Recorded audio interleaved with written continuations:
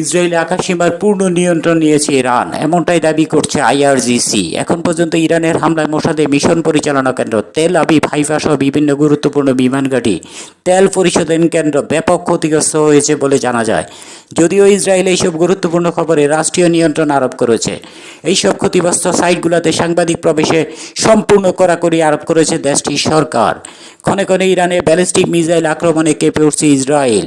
এদিকে ইরান গতকাল থেকে হাইপারসনিক মিসাইল ফাতা-2 লঞ্চ করেছে বলে জানা যায়, যা ইসরায়েল আকাশ প্রতিরক্ষা বাহিনী প্রতিহত করতে সম্পূর্ণ ব্যর্থ হচ্ছে।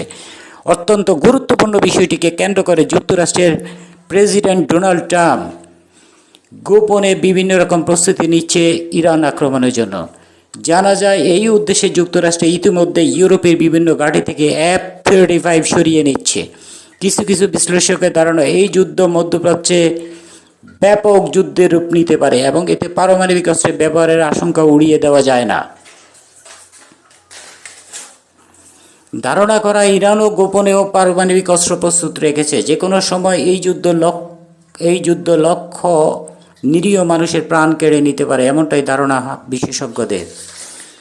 মাহমুদ সোহেল, জেনোনিয়া।